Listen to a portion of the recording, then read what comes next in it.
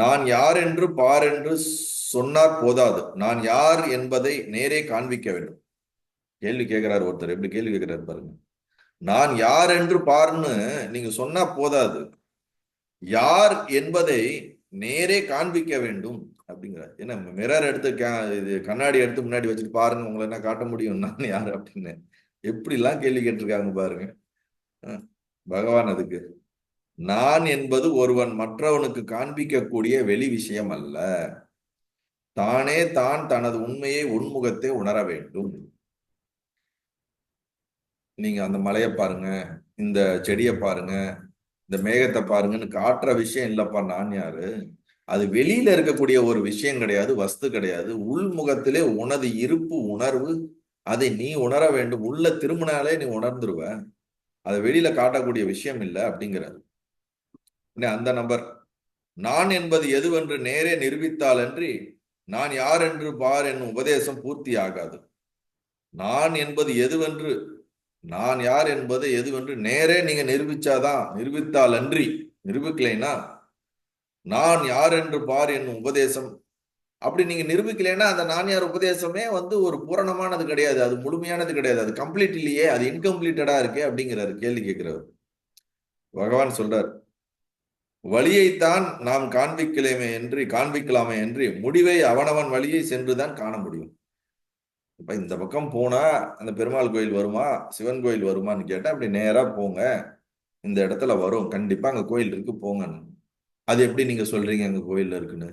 எனக்கு இங்கேயே காட்டுங்க, இங்கேயே காட்டினாதான் நான் அந்த கோயிலுக்கு போவேன். ஓ, இந்த கோயில் இந்த பக்கம் இருக்குது, நடந்து போனீங்கன்னா உனக்கு வரும். நடந்தெல்லாம் போக மாட்டேன், எனக்கு இங்கேயே காட்டினாதான் நான் வரும். இந்த மாதிரி ஒரு விதண்டாவாதம் பேசுறதுக்குன்னே சில பேர் இருப்பாங்க ஆன்மீகத்துல.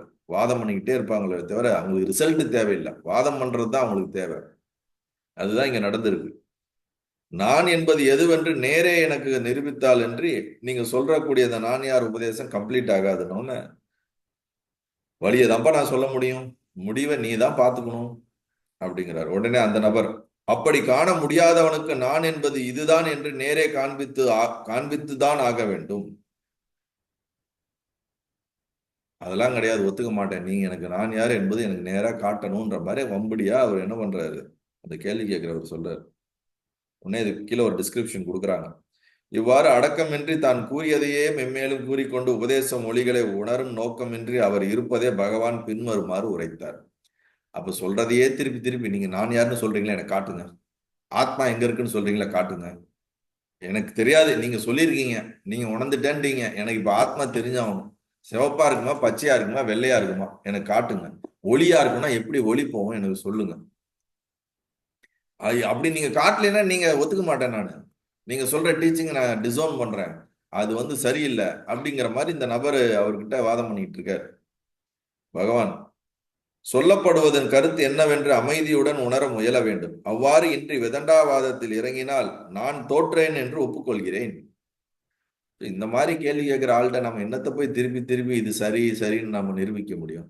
சரிப்பா, நான் தோத்துறேனே வச்சுக்கோப்பா, எனக்கு தெரியலனே வச்சுக்கோப்பா, எனக்கு நான் யாரு என்று உனக்கு எனக்கு அது சொல்ல தெரியலப்பா அப்படின்னு நானே தோத்துட்டேன்னு நினைச்சுக்கோ, நீ ஜெயிச்சிட்டேன்னு போ அப்படிங்கிறாரு.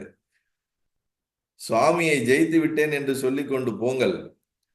ரமண பகவானை ஜெயிச்சிட்டேன், நான் போய் அவர்கிட்ட வாதம் பண்ணி அவர் நான் கேட்ட கேள்விக்கு பதில் சொல்லல, அதனால அவர் தோத்துட்டேன்னு ஒத்துக்கிட்டாரு. நீ ஜெயிச்சிட்ட, நீ வேணா வெளியே போய் சொல்லிக்கோ, தவறே இல்லை, நான் தோத்ததாவே இருக்கட்டும்ன்றாரு. வந்த வழியே செல்லுங்கள், இதற்கு உன்முகத்திலோ புறமுகத்திலோ உங்கள் முதிர்ச்சிக்கு ஏற்றவாறு பொருள் கொள்ளலாம். இப்ப நான் சொன்ன இந்த பதிலை வச்சுக்கிட்டு உங்க உள்ளுக்குள்ளேயோ இல்ல வெளிப்பக்கமாவோ உங்களுக்கு எப்படி பொருள் தோன்றுதோ நீங்க எடுத்துக்கிட்டு நீங்க அத பொருள் கொள்ளலாம் அப்படிங்கிறார். இந்த மாதிரி அவருக்கு மட்டும் இல்ல, எல்லா குருமார்களுக்கும் நடக்குது. அதை கேட்டுக்கிட்டே இருப்பாங்க.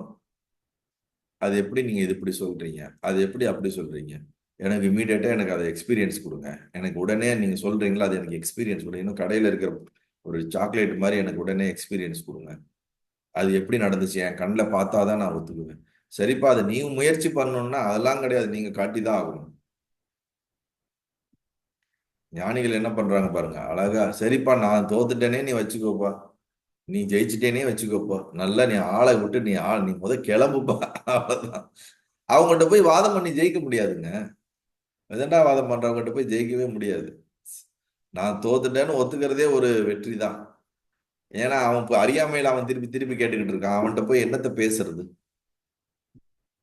பிறகு மேற்கண்டவாறு வாதம் புரிந்தவர் அடயோகத்தை சிறப்பித்து ஞானிகளையும் ஞான மார்க்கத்தையும் கண்டிப்பதில் ஊக்கமற்றவர் என்ன தெரிய வந்தது.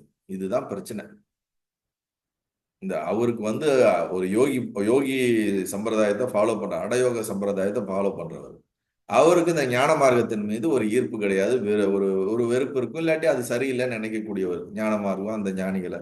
அதனால அதை வந்து கண்டனம் பண்ணணும், அதை கண்டிக்கணும், அது சரியில்லைன்னு சொல்றதுக்கு வந்து இவர் முன்னாடி வந்துட்டு வாதம் பண்றது. ஸ்பிரிச்சுவல்ல வந்து நான் எல்லா இடத்துலையும் பார்த்துருக்கேன். யோகத்தை ஃபாலோ பண்றவங்க விசாரத்தை ஏத்துக்க மாட்டாங்க, விசாரத்தை ஃபாலோ பண்றவங்க கர்ம யோகத்தை ஏத்துக்க மாட்டாங்க, பக்தியை ஏத்துக்க மாட்டாங்க, கர்மயோகம் பண்றவங்க இந்த மாதிரி ஒவ்வொரு இதுக்குள்ளேயே வந்து நிறைய பிரிவுகளை வச்சுக்கிட்டு இவங்களுக்குள்ளேயே சண்டை போட்டுக்குவாங்க. அவங்க என்ன சொல்றாங்க, பெரியவர்கள் என்ன சொல்லியிருக்காங்க அதெல்லாம் பார்க்க மாட்டாங்க. நம்மளுடைய பக்குவமற்ற நிலையிலேயே இதெல்லாம் வந்து சண்டை போட்டுக்கிட்டே இருக்கிறாங்க. இதுதான் இங்க சொல்ல வர்றாரு இங்க பகவான். நல்லது.